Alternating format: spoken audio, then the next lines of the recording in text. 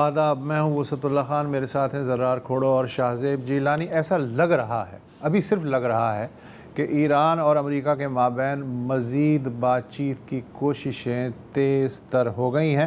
اسلام آباد سے ہمارے سفارتی نامہ نگار باقر سجاد نے اس بارے میں ہمیں کچھ دیر پہلے اپڈیٹ کیا ہے۔ جی بالکل، ہم نے پچھلے چند دنوں سے، خاص طور پہ پچھلے 48 گھنٹوں سے ایک کافی انکریز ڈپلومیٹک ایکٹیویٹی دیکھی ہے، جہاں پر پرائم منسٹر شہباز شریف ریاض گئے ہیں اور آگے پھر ترکی اور قطر جائیں گے۔ Field marshal Asim Munir Tehran پہنچ چکے ہیں امریکہ کا ایک میسج لے کر ایرانی لیڈرشپ کے لیے، تاکہ ان کو قائل کیا جا سکے کہ وہ ایک سیکنڈ راؤنڈ کے لیے اسلام آباد آئیں، اور جو جہاں پہ معاملات رکے تھے پچھلے اتوار کو ان کو وہاں سے آگے بڑھایا جا سکے۔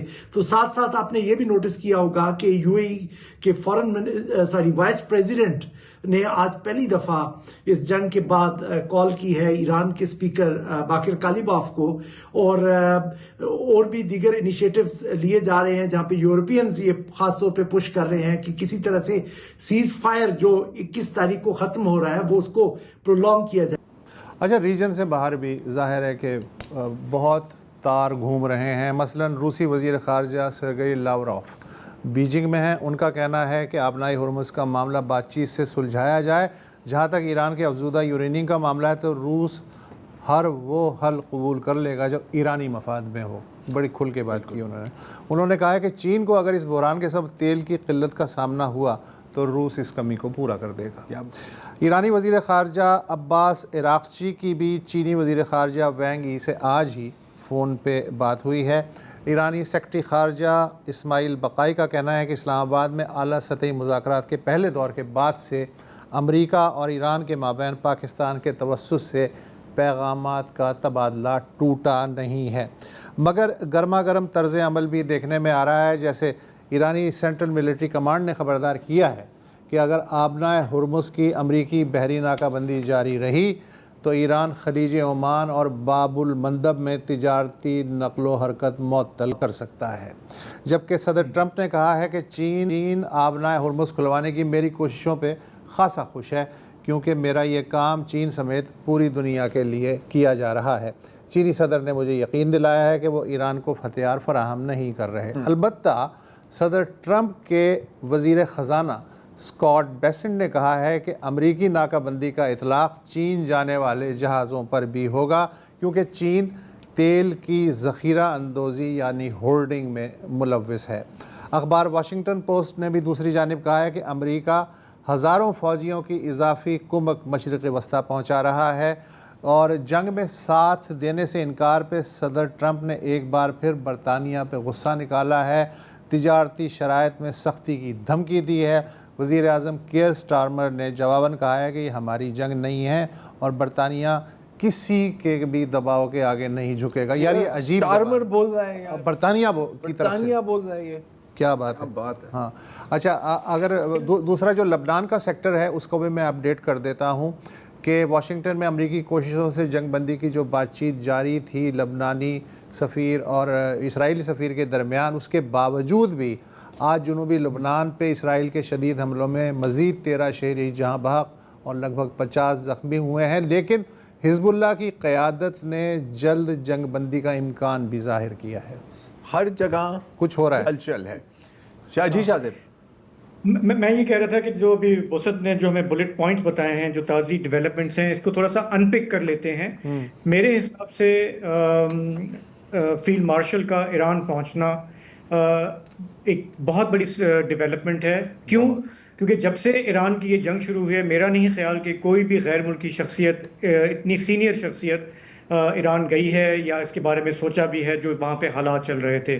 تو پچھلے 40 دن کی یہ جنگ چلی، 13,000 ٹارگٹس تھے، اس کے بعد یہ ہم ابھی جنگ بندی میں ہیں، اس میں ان کا وہاں جانا اپنے آپ میں یہ شو کرتا ہے کہ جو ڈپلومسی کے ایفرٹس ہیں، پاکستان کتنا پرو ایکٹیولی اس پہ کام کر رہا ہے۔ وزیر اعظم پہنچے ہیں سعودی عرب، آرمی چیف پہنچے ہیں ایران۔ کوئی اور ملک پوری دنیا میں نہ اس نے اس حد تک آگے بڑھ کر اس میں اپنا کردار ادا کیا ہے، اور Pakistan stands out in all of it. تو یہ تو ایک بالکل ایک ایسی چیز ہے جو سب مان رہے ہیں، روس چین, یورپین کنٹریز سب مان رہے ہیں کہ جس طرح آپ اس کو آگے لے کے چل رہے ہیں پرو ایکٹیولی, ہم سے بھی بڑے بڑے ملک ہیں, زیادہ طاقتور ملک ہیں, انفلوئنس والے ملک ہیں, لیکن وہ اس کو اس طرح سے نہیں کر پائے. تو یہ تو ایک چیز ہو گئی. دوسرا جو ابھی بات کی آبنائے ہرمز کی, میں بریفلی وہ اپڈیٹ کر دوں کہ جب سے یہ ناکہ بندی امریکہ نے شروع کی ہے, امریکہ کا اپنا یہ دعویٰ ہے کہ وہاں سے ایک بھی جہاز نہیں گزرا, اور انہوں نے کہا کہ ہم نے پچھلے 24 گھنٹوں میں ہم نے 9 جہاز جو ہے ہم نے واپس مڑوا دیے وہاں پہ. لیکن جو شپ ٹریکنگ ڈیٹا ہے وہ کہتا ہے کہ 15 جہاز گزرے ہیں, اور میں سے 9 کا تعلق کسی نہ کسی طرح سے ایران سے تھا, یا وہ ایرانی پورٹ سے آ رہے تھے, یا ایرانی کوئی مال تھا اس پہ, یا کچھ تھا. تو یہ جو ناکہ بندی ہے, سو کالڈ بلاکیڈ ہے, اس کی حقیقت یہ ہے کہ یہ ظاہر ہے کہ ایک معاشی دباؤ ہے ٹرمپ کا. ٹرمپ یہ دکھانا چاہ رہے ہیں کہ اب اگر کچھ ہوگا تو وہ اس دباؤ کے تحت ہوگا. ساتھ ہی یہ بھی جو خبر آئی, جو واشنگٹن پوسٹ کی بھی ذکر ہوا, کہ وہ کہہ رہے ہیں کہ مزید فوجی ہم خطے میں بھیج رہے ہیں. اس کا مطلب یہ نہیں ہے کہ مطلب کل دوبارہ جنگ شروع ہو جائے گی. اس کا مطلب یہی ہے کہ ٹرمپ کا جو ایک ہم نے طریقہ دیکھا ہے کہ بات چیت بھی چل رہی ہوتی ہے, ادھر سے فوجوں کی ری انفورسمنٹ ہے وہ بھی چل رہی ہوتی ہے. جو اچھا ایک اشارہ آیا ہے جو ایران کے لیے آسانی پیدا کرے گا, وہ ہے یہ لبنان کے جو ٹاکس ہو رہے ہیں, اور کچھ رپورٹس آپ بھی تھیں کہ شاید سیز فائر کی بھی بات ہو رہی ہے.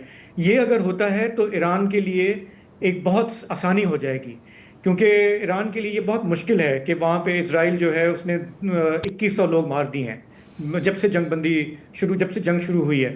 تو اگر اسرائیل روک دیتا ہے اپنے آپ کو امریکی دباؤ میں, تو ایک راہ ہموار ہوگی سیکنڈ راؤنڈ آف ٹاکس کی, جو اب یہ لگ رہا ہے کہ اگلے ہفتے ہی ہوں گے. اگر یہ دونوں مشن جو ہے سعودی عرب کا اور ایران کا جو ہے پاکستان کا, یہ اگر کامیاب ہوتا ہے, کیونکہ رپورٹس یہ ہیں کہ ٹیکسٹ جو ہے ابھی بھی ایکسچینج ہو رہا ہے. جو ٹیم یہاں آئی تھی امریکیوں کی, وہ وہاں سے ریموٹ ورکنگ کر رہی ہے, اور پاکستانی بہت ہی ایکٹیو رول پلے کر رہے ہیں. اگر چیزیں طے ہوتی جاتی ہیں آگے, تو بہت بہت واضح امکان ہے کہ پھر اگلے ہفتے سیکنڈ راؤنڈ ہو جائے. یار ہمارا جو اس میں کردار ہے, ایک سیکنڈ کے لیے اگر ہم پوز کر کے سوچیں, شروع ہوا سہولت کاری سے, وہاں سے گیا ثالثی تک. Now we are shipping outcomes Gulf میں, پورے گلف میں. Army chief field marshal Iran کو اعتماد میں لے رہے ہیں, وزیر اعظم سعودی عرب, قطر, ترکی. دس از بگ ڈیل. اور ہم جانتے ہیں, جیسے اکثر کہا جاتا ہے, nothing is over until it's over. Things can still go wrong. لیکن میرا خیال ہے کہ یار کیونکہ ہم اتنا بریکنگ نیوز اور ابھی یہ ہو رہا ہے, وہاں سے یہ ہو رہا ہے, اس میں ہم پھنس جاتے ہیں کہ ایک سیکنڈ کے لیے ہم پوز کریں اور ذرا یہ ویژولز کو دیکھیں یار. It is unbelievable یار. آپ مطلب ذرا just absorb it, enjoy it یار, تھوڑا انجوائے بھی کریں ان چیزوں کو, کیونکہ ہمیں بہت کم موقع ملے ہیں اس طرح کے. آئی مین ریئل اسٹیٹ میں کہا جاتا ہے نا کہ 3 اصول ہوتے ہیں ریئل اسٹیٹ کے, لوکیشن, لوکیشن اور لوکیشن. یہاں پر ہم نے اپنی پوزیشننگ خود بنائی ہے سلولی, اور بہت لوگوں نے کرٹیکل بھی ہوا ہے کہ سر آپ اس کو ریٹ کیا, اس کے سامنے یہ نہ کیا ہوتا you would not be in this position right now. اب یہاں سے آگے کہاں جانا ہے, میرا خیال ہے کہ ایک بار پھر یہ کہنا ضروری ہے کہ Pakistan has punched above its weight. جتنا کچھ ہمارے سے ہو سکا ہم نے کیا ہے اور ہم کر رہے ہیں. جہاں تک اس جنگ کی بات ہے نا, تو اکثر کہا جاتا ہے کہ صرف یہ 2 آپشنز ہیں یار, یا تو جنگ جاری رہے گی یا تو امن قائم ہوگا. ایک تھرڈ آپشن بھی ہے کہ نہ جنگ ہوگی نہ امن ہوگا, اور میں اس کو ذرا ایکسپلین کرتا ہوں. اس وقت آپ سچویشن کیا دیکھ رہے ہیں, امریکہ کی بمباری رک گئی ہے, آبنائے ہرمز کا قابو مور اور لیس ایران کے ساتھ ہے. اس وقت ٹرمپ کے پاس ابھی یہ بھی آپشن ہے کہ وہ اعلان نہ کرے لیکن ڈی فیکٹو جنگ روک دے, and let things stay as they are, status quo prevail کرے. یہ اسٹیٹس کو جو اس وقت ہے, یہ ایک لحاظ سے لگتا ہے بظاہر کہ ایران کو سوٹ کرتا ہے, لیکن اگر آپ بگ پکچر دیکھیں تو شاید ایسا نہیں ہے. کیونکہ ایران کیا چاہتا ہے, ایران چاہتا ہے ایک دیر پا پرماننٹ گارنٹیڈ پیس اگریمنٹ. اگر ایک مستقل سیز فائر پر ہی بات رک جائے, ٹرمپ تو پیچھے ہٹ جائے گا. ہاں, تیل کی قیمتیں آگے پیچھے ہو جائیں, وہاں پہ امریکہ میں کوئی اور کرائسس چھڑ جائے گا, کسی اور چیز کی طرف چلے جائیں گے, and this area will remain in deep freeze. یہ پاکستان کے حق میں نہیں ہے. تو آئی تھنک کہ امریکہ جتنا چاہتا ہے کہ یہ بات ختم ہو, ان کے پاس پھر بھی آپشنز ہیں. اس خطے کے ممالک کہ اس وقت نظریں پاکستان پر کیوں ہیں؟ Because we can shape an outcome here. اور اگر ہمارے کردار سے یا کسی کے بھی کردار سے ایک پرماننٹ سیٹلمنٹ ہوتی ہے, ایک reshaping of the Middle East آپ کے سامنے اس وقت ہو رہا ہے. آپ نے یہ بھی دیکھا ہے کہ جیسے ابھی باقر بھی ذکر کر رہے تھے, وسعت اور آپ بھی ذکر کر رہے تھے کہ ابو دھابی کے وائس پریزیڈنٹ کے ساتھ کس کی بات ہوئی ہے؟ قالیباف صاحب کی بات ہوئی ہے. تو یہاں پر بھی چیزوں کو کام ڈاؤن ہونا چاہیے. یو اے ای سے جو ہمیں سگنلز, مکس سگنلز مل رہے ہیں مانا, لیکن ایک سگنل یہ ہے کہ جی ہم ڈبل ڈاؤن کریں گے اپنی اسرائیلی الائنس پر. ابو سے وہ غصے میں آ کے بالکل. لیکن میرا خیال ہے کہ ونس دس انشاءاللہ once this goes through may cooler heads prevail. اچھا, ہمیں یہ نہیں بھولنا چاہیے کہ اس پورے کا جو ہاتھیوں کی لڑائی ہو رہی ہے اس میں سب سے زیادہ جو نقصان ہو رہا ہے وہ معیشت کی گھاس کا ہو رہا ہے, بری طرح کچلی جا رہی ہے. اور آئی ایم ایف نے آج بہت ہی زبردست قسم کی وارننگ دی ہے کہ ہم بحرانی جو مرحلہ ہے اس میں کرائسس میں داخل ہونے والے نہیں ہیں, ہو گئے ہیں, داخل ہو چکے ہیں. اس سال جو عالمی شرح پیداوار ہے اس میں ٹارگٹ یہ تھا, اندازہ تھا کہ 3.1% اضافہ ہوگا, لیکن اب انہوں نے یہ جو اعداد و شمار ہیں ان پہ نظر ثانی کی. انہوں نے کہا ہے کہ 2% بھی اگر ہو جائیں تو بہت بڑی بات ہوگی. جبکہ جو انفلیشن ہے عالمی انفلیشن میں مزید 6% تک اضافہ ہو سکتا ہے. اور اگر یہ تنازع اگلے 1.5 سے 2 مہینے تک جاری رہتا ہے, مثلا گرما گرمی ہو جاتی ہے, تو پھر جو تیل کی اوسط عالمی قیمت ہے اس سال $110 فی بیرل پہ سٹیبل کرے گی اور اگلے سال $125 پہ سٹیبل کر سکتی. دیکھو اب اگین وہی بات, یہ جو بات آپ نے کی نا کہ اسٹیٹس کو جو ہے وہ اس لیے اسٹیٹس کو نہیں رہ سکتا کیونکہ this is taking a toll on world economy. اور ٹھیک ہے امریکہ کے پاس تو اپنے تیل کے ذخائر ہیں, لیکن یورپ جو سب سے زیادہ اس وقت بے چین ہے وہ جو جیٹ فیول لیتے ہیں مڈل ایسٹ سے, وہ اس کی وجہ سے پریشان ہیں.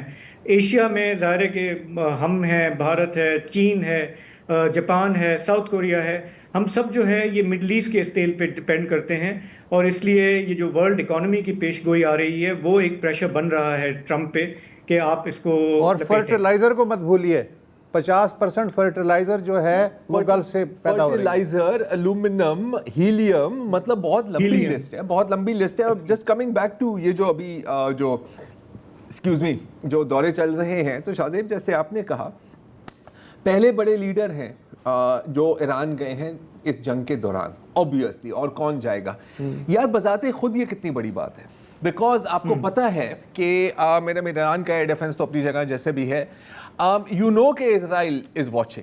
تمہیں پتہ ہے کہ اسرائیل کی طرف سے دھمکیاں بھی آئی ہیں, تو میں تو چلتی ہی رہتی ہے, اور میں پتہ ہے کہ اسرائیل کا ریکارڈ کیا ہے, ٹو کل نیگوشیٹرز.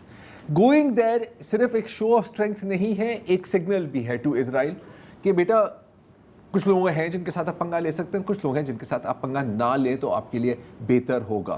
اس کے ساتھ ساتھ ایک پوری ایئر ڈیفنس ان کے ساتھ ہی گئی ہے, and I mean frankly speaking تو نیوکلیئر امبریلا بھی ساتھ ہی چل رہی ہے. ایک اور بڑی مزیدار بات ہے کہ کئی رپورٹس کے مطابق پہلے جیٹس افغانستان کے کچھ حصے سے اوور فلائی, حالانکہ اس کی ضرورت نہیں ہے, لیکن اس میں بھی تھوڑی سی سمبلزم تو آتی ہے نا, وہ اوپر سے ہائی کرتے ہو جاؤ, ہیلو کندھار کے اوپر سے, ہاں کہاں سے بھی, کہیں سے بھی. اچھا جی, چونکہ ہم یہ بات کر رہے ہیں اس کی پوری سگنیفیکنس کی, تو اب دیکھیں میرا خیال ہے کہ منگل کو یہ جنگ بندی جو ہے یہ ختم ہوگی. اس سے پہلے ہمیں یہ دیکھنا ہے کہ یہ اس کو ایکسٹینڈ کرتے ہیں.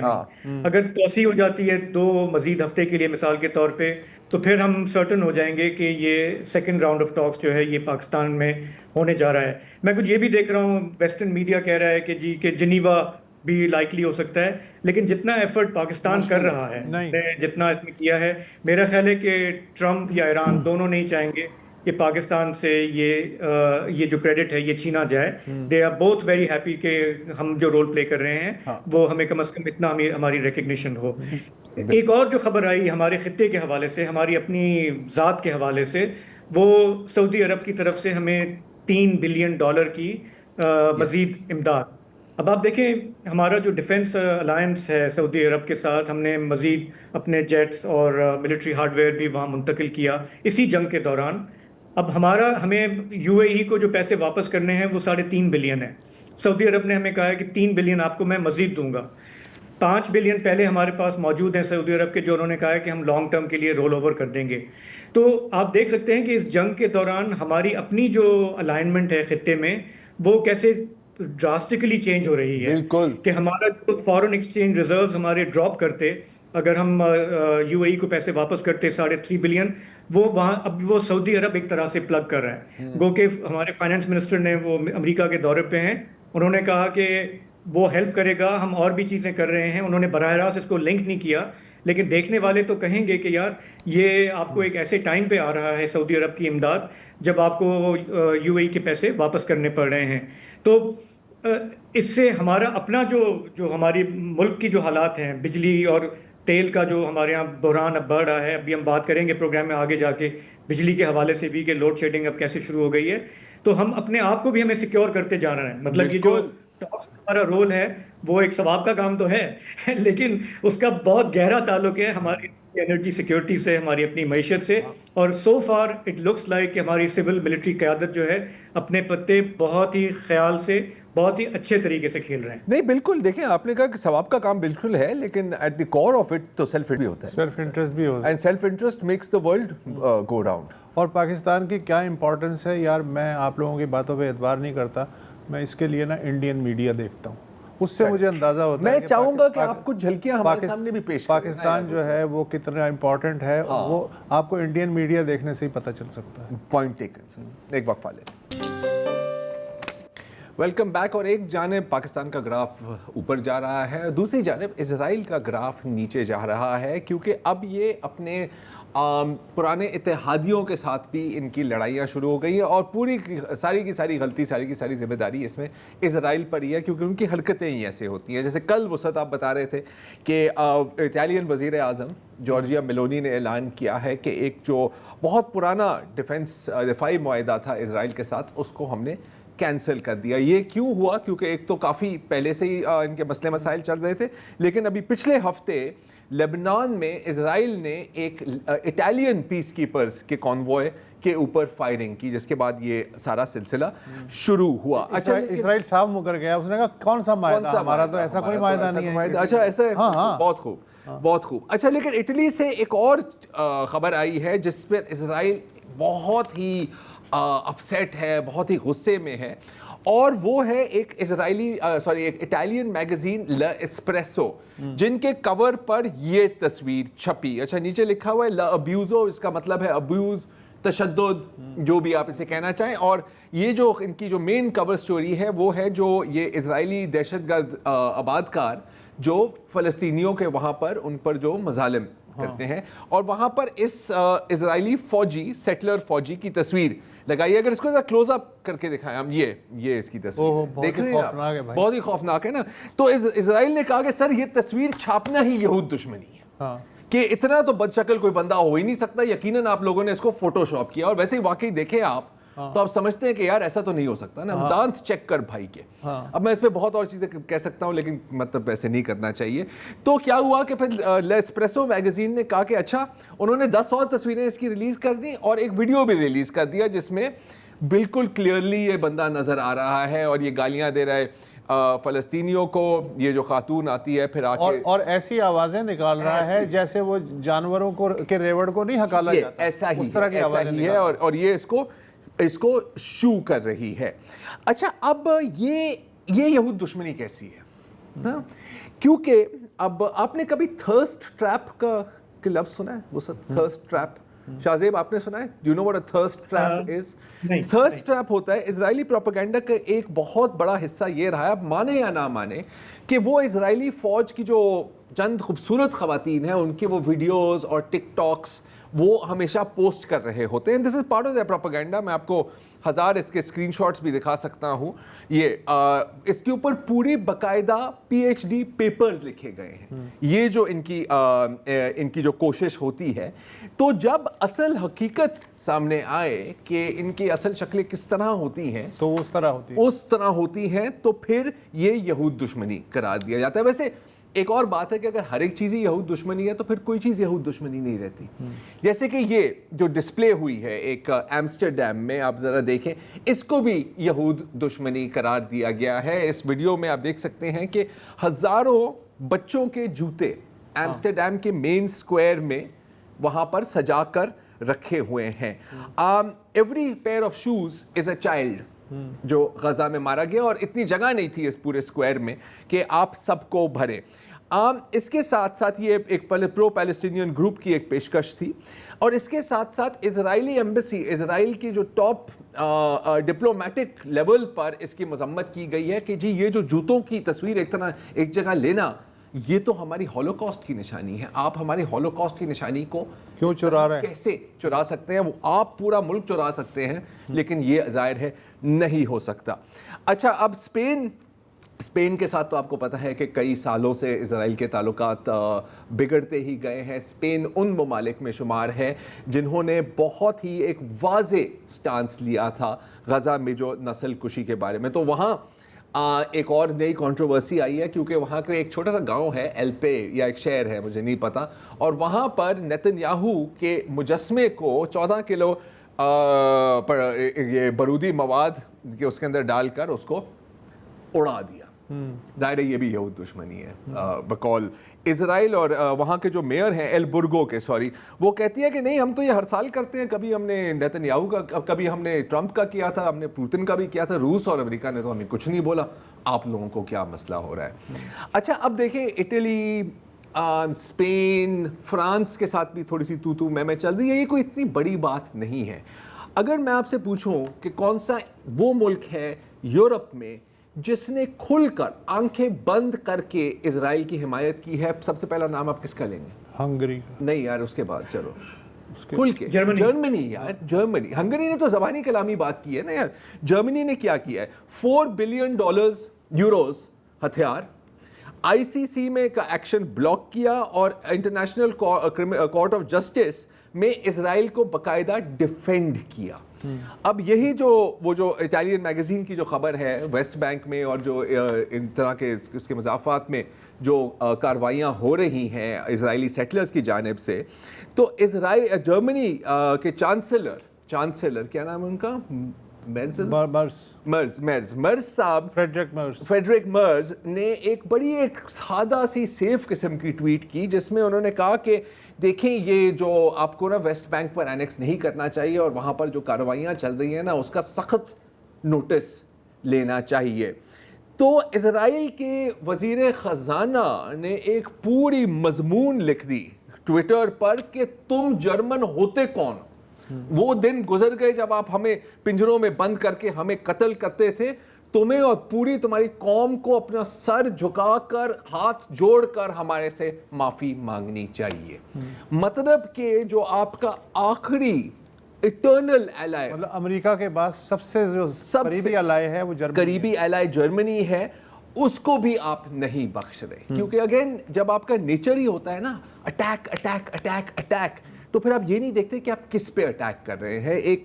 ایک طرح سے ایک مینٹل النس ہے جو میرا خیال ہے کہ ایک نیشنل لیول پر وہاں پر چھا گئی ہے. لیکن لوگ نوٹس کر رہے ہیں. یورپ کی اگر ہم بات کریں تو پولینڈ کے ایک ایم پی ہیں کونراڈ برکووٹس, اور انہوں نے ایک بڑی دھویں دار تقریر دی پولینڈ کے پارلیمنٹ میں. انہوں نے کہا کہ یار یہ ہونا چاہیے اسرائیل کا جھنڈا. اور آپ کو پتا ہے وہ سب پولینڈ میں کوئی آپ کسی کو ناٹزی کہیں تو اس کا کیا مطلب؟ دس از پولینڈ جس ملک کو آدھے میں تقسیم کر دیا تھا یو ایس ایس آر اور اس نے جرمنی نے. اچھا, اب ظاہر ہے اس کے اوپر بھی اس نے اسرائیل نے کہا کہ ہم سخت مذمت کرتے ہیں اس یہود دشمنی کی. تو برکووٹ صاحب نے جواب کیا, انہوں نے کہا کہ اور جو آپ نے غزہ میں کیا ہے, جو آپ نے لبنان میں کیا ہے, جو آپ ایران میں کر رہے ہیں, اس کی میں مذمت کرتا ہوں. کچھ روک سکتے ہو تو مجھے روک لو. اچھا, لیکن اب یورپ سے باہر بھی بات نکل گئی ہے. And you will be amazed, میں تو کافی امیزڈ ہوا کہ جنوبی کوریا اور اسرائیل کے بیچ میں بھی ایک لڑائی شروع ہو گئی. جب جنوبی کوریا کے صدر نے ایک پرانی ویڈیو 2024 کی ویڈیو ہے جس میں اسرائیلی فوجی فلسطینیوں کو قتل کر کے ان کو چھت سے नीचे फेंक रहे हैं कचरे की तरह। और जो ली जे म्यून है वो इसको ट्वीट करते हुए कहते हैं कि इस वाक़ये में इन इस कत्ले आम में, हॉलोकॉस्ट में और जो जापान ने हमारे साथ किया था दूसरी जंग अजीम में कोई फर्क नहीं है। वहां पर भी एक महान लड़ाई शुरू हो गई। अच्छा, अब आप कोई भी ओपिनियन पोल्स देखें, चाहे वो यूरोप में हो चाहे वो अमेरिका में हो, तो आप देखेंगे कि इजराइल के लिए जो सपोर्ट है वो गिरती जा रही है। लेकिन मैं आपको आज पोल्स के साथ बोर नहीं करूंगा। अक्सर आप देख सकते हैं कि लोग क्या सोच रहे हैं इस चीज़ को नज़र डालते हुए कि लोग किस चीज़ के बारे में जोक्स कर रहे हैं। तो एक जो बहुत ही वायरल अब एक मीम शुरू हो गई है इंटरनेट पर, वो ये है कि एक बंदा कहता है कि यार मैं पता है मैं अपने पैसे कैसे कमाता हूँ, और कहता है कि मैं अपने दोस्तों की तस्वीर लेकर उनको फोटोशॉप करता हूँ और उनके पीछे एक इजराइल का झंडा डाल देता हूँ, फिर मैं उनको दिखाता हूँ कि यार $10 निकाल, नहीं तो ये मैं सोशल मीडिया पर पोस्ट कर रहा हूँ। और वो उसको $10 दे देता है कि भाई ऐसा ना करो, जलील ना करना। तो दिस इज द वे। लेकिन एक मुल्क ऐसा है जहाँ की 90% आबादी जो है वो इस हक़ में है कि ईरान को नेस्तो नाबूद कर देना चाहिए और लबनान को भी। वो कौन सा मुल्क है? आप भारत का जिक्र तो नहीं कर रहे? इसराइल। हाँ जाहिर, यस यस। अब गीदड़ की मौत जब आती है, आपको पता है क्या करता है गीदड़? वक्फा ले लें भाई। प्रोग्राम में वापस खुश आमदीद। अमेरिका ने ईरान पर जब से जंग मुसल्लत की है, बहुत सारे लोगों पे इम्पैक्ट आ रहा है, बहुत मुल्कों पे। पाकिस्तान में हमने देखा कि तेल डीजल की कीमतें बहुत ऊपर गईं, फिर थोड़ी सी गवर्नमेंट नीचे लेकर आई, और अब जो बिजली का बहरान है वो भी खुलकर सामने आ रहा है। बचपन में हम जब अखबार पढ़ते थे, वो सब आपको याद होगा, जंग में हर साल खबर लगती थी कि गर्मी की शिद्दत, लोड शेडिंग, शहरी बिल बिला उठे। आज मुझे वो इसलिए याद आ रहा था कि हमारे इस्लामाबाद के बहुत सारे सहाफ़ी दोस्त जो हैं वो सोशल मीडिया पे शिकायत कर रहे हैं कि लोड शेडिंग सरकार ने कहा था कि हम 2.5 घंटे करेंगे, लेकिन वो 5 घंटे 7 घंटे भी हो रही है। पावर डिवीज़न जो हमारा है उसने एक बयान में माजरत की है शहरियों से कि हालात कुछ ऐसे हैं कि हमें ये करना पड़ रहा है। उन्होंने जो जवाब बताया वो यही कि जब से ये जंग शुरू हुई है, आबनाए हुर्मुज़ से तरसील में रुकावट आई है, LNG यहाँ पे आ नहीं रही, तेल भी रुका हुआ है, तो इसलिए बिजली जो है उसमें हमें मसाइल आ रहे हैं। लेकिन जो स्टेटमेंट में जो उन्होंने एक बात बताई, जो फैक्ट्स बताए, उसने हमें थोड़ा सा चौंका दिया। उन्होंने कहा कि बिजली की जो तलब और रसद है उसका डिफरेंस इस वक्त मुल्क में 4,500 मेगावाट है। यानी कि अगर डिमांड जो है वो 18,000 है इस वक्त, तो सप्लाई सिर्फ 13,500 मेगावाट है।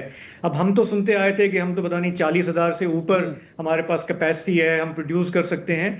तो उसको थोड़ा सा समझने के लिए हमने ज़हमत दी है। इस्लामाबाद में इकोनॉमिस्ट, एनर्जी एक्सपर्ट हैं डॉक्टर आफिया मलिक। डॉक्टर साहिबा, आपके यहाँ भी मैं अस्यूम कर रहा हूँ कि बिजली की बड़े मसले चल रहे हैं इस वक्त भी, अभी भी शायद आपके पास, आपने अभी बताया कि लाइट नहीं है, आप UPS पे चल रहे हैं। थोड़ा ये एक्सप्लेन करेंगे कि ये इस वक्त जो क्राइसिस इतना ज़्यादा हो रहा है वो क्या डायरेक्टली हालात से, जंग से रिलेटेड है, या हमारे ये इकोनॉमी का एक ऑनगोइंग क्राइसिस है? बहुत शुक्रिया आपका। आपने बिल्कुल सही कहा कि इस्लामाबाद में बहुत बुरे हालात हैं। शाम 5 बजे से अब मेरे ख्याल में 1 या 1.5 घंटा हमारी लाइट आई होगी। अच्छा, जहाँ तक अब ये क्राइसिस की बात है कि ठीक है कि इस वक्त जो है वो RLNG की सप्लाईज बंद है, जिसकी वजह से जो है थोड़ा बहुत हमारा फ़र्क पड़ा है। लेकिन ये कि वो क्योंकि मौसम एकदम से चेंज हुआ और इस दफ़ा बारिशें भी कम हुई, तो हाइड्रोकॉल, लेकिन ये हर साल होता है कि हाइड्रोकॉल सीजनैलिटी के इश्यूज होते हैं, एकदम से उसका जो है वो पानी का भाव कम होता है तो उसकी प्रोडक्शन कम होती है। लेकिन एक चीज़ जो गवर्नमेंट ऑफ पाकिस्तान नहीं जिसका जिक्र करती है वो ये है कि हमारी जो ट्रांसमिशन की जो कंस्ट्रेंट्स है ना, उसके बारे में बात नहीं की जाती है।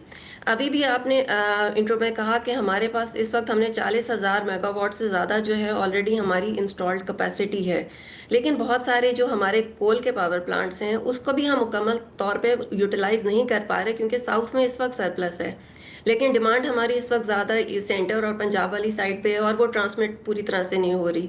आप लोगों को पता होगा कि एक हमने ट्रांसमिशन लाइन जो है वो CPEC के अंडर बहुत महंगी ट्रांसमिशन लाइन मटियारी लाहौर के नाम से एक जो है ना वो हाई वोल्टेज ट्रांसमिशन लाइन बिछाई, लेकिन वो 4,000 मेगावाट उसकी कैपेसिटी है, लेकिन उसकी यूटिलाइजेशन जो है ना, अभी भी हम उसकी कैपेसिटी पेमेंट्स कर रहे हैं लेकिन 40% से कम उसकी यूटिलाइजेशन है। اور اس کی وجہ کیا ہے کہ اس کے جو ساتھ ہمیں جو ہمارا گریڈ کا جو ڈاؤن اسٹریم کا جو گریڈ کا انفراسٹرکچر تھا اس کو بھی اپ گریڈ کرنا تھا تاکہ اس کے ساتھ اس کو سنکرونائز کرنا تھا، وہ ہم نے نہیں کیا۔ ایک تو ہم اپنا جو کول کی کیپیسٹی ہے وہ یوٹیلائز نہیں کر رہے، اس کو وہاں سے ٹرانسمٹ نہیں کر پا رہے، اسی طرح ہمارے جو ونڈ کے پاور پلانٹس ہیں وہ بھی ہمارے پاس کیپیسٹی موجود ہے اور اس کو ہم یوٹیلائز نہیں کر رہے۔ آر ایل این جی تو کی آپ کے ٹھیک ہے مطابق شامل ہے، ڈاکٹر صاحب جو ہمارے انفراسٹرکچر کا جو مسئلہ ہے اس that is catching up with us. بالکل ایسا ہی ہو رہا ہے، کیونکہ اس وقت صرف یہ کہہ دینا کہ آر ایل این جی کی وجہ سے، آر ایل این جی کی وجہ سے نہیں ہے سارا مسئلہ۔ اور دوسری بات یہ کہ فرنس آئل کی ایز سچ آئل کی کمی نہیں ہے، فرنس آئل کے ریٹس بہت زیادہ ہیں، جس کی وجہ سے وہ جو ہے حکومت اس پہ ٹرانسفر نہیں کرنا چاہ رہی کہ وہ ایک دم سے جو ہے وہ پر یونٹ اس کی کاسٹ جو ہے وہ بڑھ جائے گی، کیونکہ یہ کرائسس سے پہلے بھی جو فرنس آئل کا جو پر یونٹ ریٹ آ رہا تھا وہ تقریباً 33 روپیز پر کلو واٹ آر تھا، اور اب کیونکہ کروڈ کی پرائسز اوپر گئی ہیں اور ہماری کروڈ کے لیے ہمیں امپورٹ پہ ڈیپینڈ کرنا پڑتا ہے، تو اس کی وجہ سے جو فرنس آئل کی جو پر یونٹ ہے نا وہ تقریباً 15 روپے پر یونٹ کے قریب جو ہے اس کی کاسٹ بڑھ گئی ہے۔ تو وہ گورنمنٹ جو ہے وہ اس پہ سوئچ نہیں کرنا چاہ رہی، ایک وہ وجہ بھی ہے اور ہائیڈرو کی وجہ بھی ہے، لیکن یہ ہے کہ ہمارے ٹرانسمیشن سائٹ کے کنسٹرینٹس بھی ہیں جو ہم اس وقت فیس کر رہے ہیں۔ تو مطلب کہ پانی کی کمی نہیں ہے لیکن پائپس خراب ہیں ہمارے، اگر ایک طرح سے ایک انالوجی استعمال کریں تو کیا یہ کہنا درست ہوگا جی کہ اس کا معاملہ، یہ جو معاملہ ہے یہ آبنائے ہرمز کے ساتھ اتنا نہیں جڑا ہوا جتنا پور governance and lack of planning کے ساتھ جڑا ہوا ہے؟ جی بالکل بالکل، وہ ہے، وہ والا فیکٹر بھی ہے، لیکن وہ اتنا زیادہ نہیں افیکٹ کر رہا جتنا جو ہے ہماری اوور آل مینجمنٹ اور ہماری جو لیک آف انٹیگریٹڈ پلاننگ جو ہماری اوور دا ایئرز رہی ہے نا، یہ اس کا نتیجہ بھی ہے۔ اچھا، اب آپ نے کہا کہ جیسے یہ تو سیزنل ہے کہ ہائیڈل کا ایک ایشو ہوتا ہے، آپ کو اگلے 2-3 ہفتوں کا کیا پروگنوسس لگ رہا ہے؟ ول دس گیٹ بیٹر یا ابھی آپ کو لگ رہا ہے کہ یہ نیو نارمل ہو؟ فرض کرتے ہیں کہ آبنائے ہرمز ابھی کے لیے بند ہی رہے گا۔ وہ بند رہے، لیکن یہ کہ کیونکہ اب موسم چینج ہو رہا ہے تو وہ ہائیڈرو کا پانی آنا شروع ہو جائے گا، تو ہائیڈرو کی جو ہے نا وہ یوٹیلائزیشن زیادہ ہو جائے گی، تو ہائیڈرو کا شیئر بڑھے گا تو تھوڑا بہت اس سے فرق پڑ جائے گا۔ اور دوسرا یہ کہ ہرمز وہ بے شک وہ بند رہتا ہے، لیکن تھوڑا بہت چانسز ہیں کہ ہماری جو گیس کی سپلائی جو ڈومیسٹک فیلڈ سے جو آ رہی ہے نا، کیونکہ گورنمنٹ اس وقت یہ بھی بات کر رہی ہے کہ جو سی این جی اسٹیشنز کو جو ہے نا وہاں پہ سپلائی بند کی جائے، تو جو اوور آل جو ہمارے پاس اویلیبل ہے لوکل ڈومیسٹک گیس، اس کو جو ہے پاور پلانٹس کو تھوڑا زیادہ ان کا جو ہے وہ کوٹا کیا جائے تاکہ وہاں سے زیادہ جنریشن ہو، تو تھوڑے بہت حالات بہتر ہو جائیں گے۔ فی الحال تو بہتر ہونے کی امید ہے کہ ود ان اے ویک چلیں حالات جی، بہتر امید پری دنیا قائم ہے۔ بہت بہت شکریہ آپ کا، ایک وقفہ لیں۔ Welcome back. پاکستان میں نسلی و مذہبی اقلیتوں کو پہلے ہی سے جن مسائل کا سامنا ہے ان میں شادی بیاہ سے متعلق قوانین اور اس کی دستاویزی رجسٹریشن بھی ایک اہم مسئلہ ہے۔ ان اقلیتوں میں چترال کے لگ بھگ 4000 کیلاش باشندے بھی شامل ہیں، مگر اچھی خبر اب یہ ہے کہ خیبر پختونخوا حکومت نے کیلاش برادری کے لیے شادی رجسٹریشن کا کیلاش میرج بل 2026 صوبائی اسمبلی میں پیش کر دیا ہے۔ مسودے کے مطابق شادی کے لیے کم از کم عمر 18 برس مقرر کی گئی ہے۔ وزیر اعلیٰ کے مشیر برائے اقلیتی امور وزیر زادہ کیلاش اس وقت ہمارے ساتھ موجود ہیں۔ Wazir Zada sahib, thank you so much for joining us. یہ فرمائیے کہ اس قانون کے نہ ہونے کے سبب، ظاہر ہے کہ ابھی تو یہ قانون نہیں بنانا، ابھی تو بنے گا، اس قانون کے نہ ہونے کے سبب کیلاشیوں کو کن کن روزمرہ قانونی اور سماجی مسائل کا سامنا ہے؟ دیکھیں، ایک تو کیلاش کمیونٹی جو ہے وہ پاکستان کی واحد انڈیجنس کمیونٹی ہے یونائٹڈ نیشن کے لسٹ کے مطابق۔ جی، یہ ہزاروں سال پرانی کلچر اور ثقافت انڈیجنس کمیونٹی اپنے کیری کر کے آ رہے ہیں۔ اب کیلاش کے حوالے سے یہ پہلا قانون ہے جو کہ ڈاکومنٹڈ ہے اور وہ صوبائی اسمبلی سے پاس ہونے جا رہا ہے۔ کیلاش کی نہ کلچر کوئی ڈاکومنٹڈ ہے اور نہ ان کی کوئی ریلیجن کے حوالے سے، تو آپ سمجھے کہ کوئی سرکاری قانون پہلا سرکاری قانون ہے۔ اب شادی کے حوالے سے چونکہ بیسک چیز تو شادی کا ہی ہے، فیملی کی جو ہے وہ شادی سے ہی، تو اس میں آپ کے قانون تو ہے کیلاش کے، لیکن وہ سرکاری طور پہ اپرووڈ اسمبلی سے اور پھر وہ ڈاکومنٹڈ نہ ہونے کی وجہ سے ایک تو کیلاش کو یہ مسئلہ درپیش تھا کہ آپ فار ایگزامپل آپ اگر کسی کو شادی کا نکاح نامہ شو کرنا ہو تو آپ کے پاس وہ نکاح نامہ نہیں ہوتے تھے، وہ ڈاکومنٹ نہیں ہوتے تھے.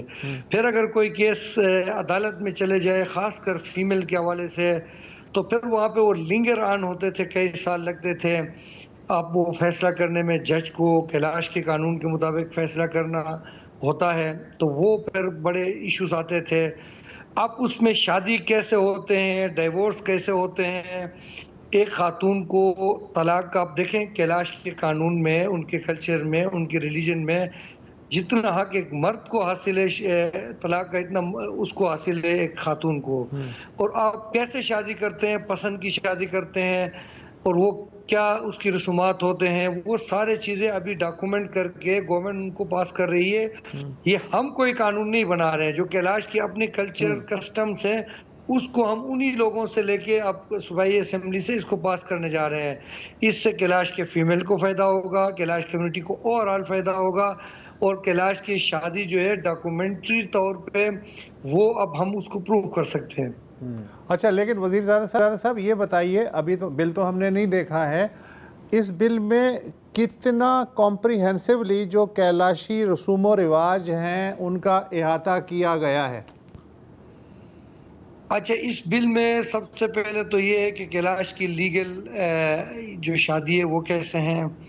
فار ایگزامپل وہ پسند کی شادی کرتے ہیں، اس کو کہتے ہیں علاشین. جی، لڑکی جو ہے جس کو پسند کرے وہ اس کے گھر چلے جائے گی، اس کے ساتھ پھر وہاں کے اس کے پیرنٹس اس کی کنسنٹ لیں گے کہ آپ اپنی مرضی سے آئے ہو. پھر اس کے بعد شادی اناؤنس ہوگا اور یہ شادی تصور ہوگا. پھر اس کے بعد وہ خلطباری اس کو کہتے ہیں، وہ جو اس کے پیرنٹس ہیں ان کے لیے جو بکرا ذبح کریں گے، جو عزت ہوگا، یہ اس میں ہے. اس کے بعد یہ بھی اس میں قابل ذکر بات ہے کہ کیلاش کے لوگ جو ہے وہ اپنے فیملی میں شادی نہیں کرتے ہیں، بلڈ ریلیشن میں شادی نہیں کرتے ہیں. وہ اس میں فلی ڈاکومنٹڈ ہے وہ کیسے ہوتا ہے. اس کے بعد آپ دیکھ لیں کہ وہ اگر وہ لڑکی کسی اپنے خاون کو طلاق دینا چاہیں وہ طلاق دے سکتی ہے. وہ اپنے چھوڑ کے اگر اپنے پیرنٹس کے گھر چلے جائے تو وہاں اس صورت میں جو ہے اس پیرنٹس کے سے جو ہے اس کی خاون جو ہے وہ جو اس نے پیسے دیے ہیں یا بکرے ذبح کی ہیں وہ سنگل لے لے گا، اس سے وصول کرے گا. اگر وہ چھوڑ کے شادی کر لے کسی اور سے تو ڈبل کمپنسیشن، یعنی ایک خاتون کو اپنے شوہر کو طلاق دینے کا اس کو پورے حق حاصل ہے. اس کے بعد اگر وہ خاون جو ہے دوسری شادی کر لیتا ہے تو پھر اس صورت میں وہ خاتون کیا اپنے ہسبینڈ کو چھوڑ سکتی ہے. تو یہ سارے چیزیں، پھر بچے کس کے کسٹڈی میں ہوگا. پھر مینلی جو نکاح رجسٹریشن ہے، نکاح رجسٹرار اب جو کیلاش کے قاضی ہیں، پڑھے لکھے لوگ ہیں، ابھی تک تو کوئی اندراج نہیں ہوتا تھا، اب وہ ڈاکومنٹ ہوں گے. اس کے علاوہ کیلاش کی نکاح کیسے ہوتی ہے وہ بھی اس میں کور ہے. گویا کہ اس پہ بڑے 2022 سے لے کے ابھی 2026 جاری ہے، اس پہ کوئی 4 سالوں کی محنت شامل ہے. اس میں government of Khyber Pakhtunkhwa, local government departments ہیں، کیلاش کے لوگ ہیں، اس کے علاوہ کچھ آرگنائزیشنز ہیں جیسے بلیو ایونٹس ہے، پاک کونسل فار ورلڈ ریلیجنز ہیں، وہ مل کے اس پہ کمیونٹی کے ساتھ میٹنگ ڈائلاگ، اس میں بار بار یہ چینج ہوتا گیا اور یہ ابھی جا کے اسمبلی میں پیش ہوا ہے. ٹھیک ہے. اچھا، ایک آخری سوال یہ کہ فرض کریں کہ کوئی کیلاشی خاتون یا مرد برادری سے باہر شادی کرتا ہے تو وہ کیسے کور ہوگا؟ دیکھیں، پہلے تو یہ کہ کیلاش میرج کے لیے دونوں کو کیلاشی ہونا اس میں لکھا گیا ہے اور یہ کیلاش کے کلچر کسٹم میں بھی ہے. اس کے علاوہ عموماً جو شادیاں ہوئی ہیں جیسے کہ کیلاش کے لوگ کچھ باہر شادی کیے ہیں، وہ وہاں پہ اپنے ریلیجن اگر پریکٹس کرتے ہیں واپس ہمارے اس میں آتے ہیں، تو ہمارے ریلیجن میں کوئی اس طرح ریلیجیس قطغن نہیں ہے کہ ہم کسی کو روکیں کہ آ کے وہ کیلاشی جو کسٹم ہے، ٹریڈیشن ہے، وہ جوائن کر لے نہ کرے. لیکن اگر کوئی مسلم ہو کے شادی کرنا چاہے گی یا چاہے گا تو اس کے لیے تو ڈیفینیٹلی پھر تو مسلم لا ہے، پھر تو ظاہر ہے پھر وہ الگ ہی کہانی مسلم لا ہو جائے گا. تھینک یو سو مچ. آپ نے خوبصورتی سے मुख्तसर वक्त में हमें सब कुछ समझा दिया। थैंक यू वज़ीरज़ादा साहब। आजकल सिर्फ अच्छी खबरें ही आ रही और सुनने में जिस तरह उन्होंने बताया लगा कि बहुत सारी ड्यू डिलिजेंस इसमें गई है। बिल्कुल। ये ऐसा नहीं है कि किसी ने लाइक बुलडोज किया है, नहीं, 4 but साल जिस तरह लगे। बता कई बरसों की मुशावरत है, सारी चीजों को कंसिडर करने के बाद किया है, तो लग तो रहा है कि इससे समाजी भलाई होगी इस नहीं, कम्युनिटी इसमें की। ये भी शाहजेब कि यार देखें, जब आप इसमें ये भी अब साबित होता है ना कि रिप्रेजेंटेशन कितनी अहम बात है। हाँ। ये खुद कैलाश है। और कैलाश से बेहतर कौन समझेगा कि कैलाश के मसले हैं। और सारी जो उनकी तंजीमें हैं उनको बिठा के जो है बिठा के। बहुत खूब, गुड। बहुत खूब। फिलहाल जी इतना ही, इजाज़त दी, हाफ़िज़।